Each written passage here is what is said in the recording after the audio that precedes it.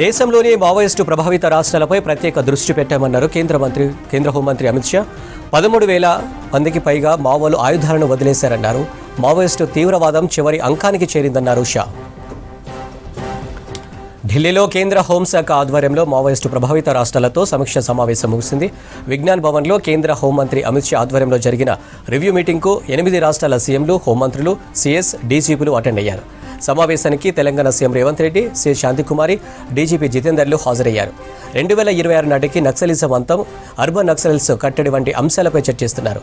2026 నాటికి దేశానికి మావోయిస్టుల నుంచి విముక్తి కల్పిస్తామని ప్రకటించారు కేంద్ర హోంమంత్రి అమిత్ షా. సమావేశానికి ఏపీ నుంచి హోంమంత్రి అనిత, ఆ రాష్ట్ర సీఎస్, డీజీపీలు అటెండ్ అయ్యారు.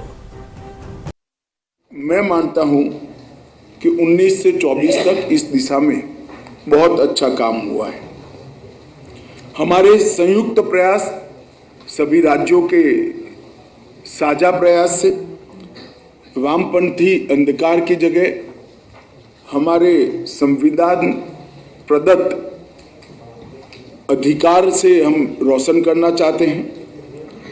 वामपंथी हिंसक विचारधारा की जगह विकास और विश्वास, उसका एक नया युग शुरू करना चाहते हैं.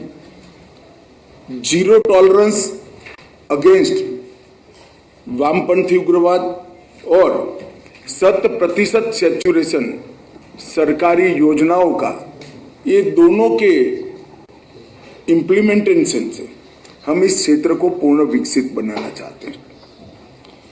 वामपंथी उग्रवाद के सामने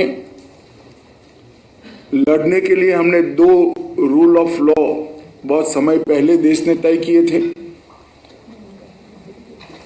पहला, नक्सल प्रभावित क्षेत्रों में कानून का राज प्रस्थापित करना और गैर कानूनी हथियारी गतिविधियों को पूर्णतया से बंद करना.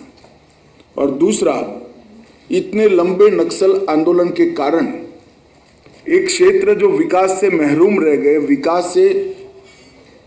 विकास वहां पर पहुंचा नहीं है, उनकी जो क्षति हुई है वो क्षति को बहुत तेजी से बढ़ते हुए, चाहे टेलीफोन कनेक्टिविटी पहुंचानी हो, चाहे रोड की कनेक्टिविटी पहुंचानी हो, चाहे सस्ता अनाज की दुकान और स्वास्थ्य की सुविधाएं पहुंचानी हो, चाहे शिक्षा के क्षेत्र को पहुंचाना है, पीने का पानी पहुंचाना है, ये सारे क्षेत्रों में बहुत तेजी के साथ ये कमी को पूरा करना.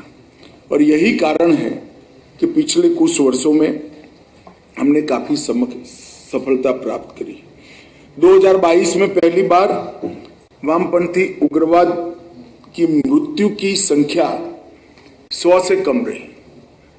30 साल के बाद पहली बार ये आंकड़ा 100 के नीचे टच किया है. वो हमारे लिए बहुत एक प्रकार से आशा की किरण दिखाता है. 14 से 24 में बहुत कम घटनाएं दर्ज होती गई है. ग्राफ लगातार नीचे गया है.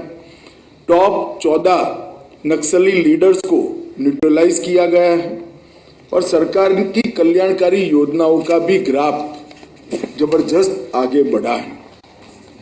एक प्रकार से इसका विहंगावलोकन करें तो वामपंथी उग्रवाद की लड़ाई अब अपने अंतिम चरण में है, ऐसा हम कह सकते हैं.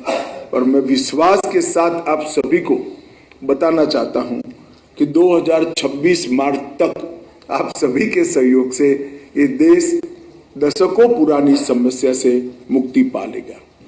आज बूढ़ा पहाड़, चक्रबंदा, भीमबांध, ऐसे बरमसिया, ऐसे कई क्षेत्र आज वामपंथी उग्रवाद से मुक्त हो गए. वहां पर सैचुरेशन का काम चालू हो गया है और LWA का 85% कैडर स्ट्रेंथ छत्तीसगढ़ में सिमट कर रहेगा. अब हमें एक अंतिम प्रहार करने की जरूरत है, फाइनल पुश की जरूरत है. 2019 से हमने एक बहुकोणीय रणनीति को अमल में लाया. केंद्रीय सुरक्षा बलों की तैनाती, इसके लिए हमने वैक्यूम्स ढूंढे और एक ही साल में 194 से ज्यादा कैंप हमने प्रस्तावित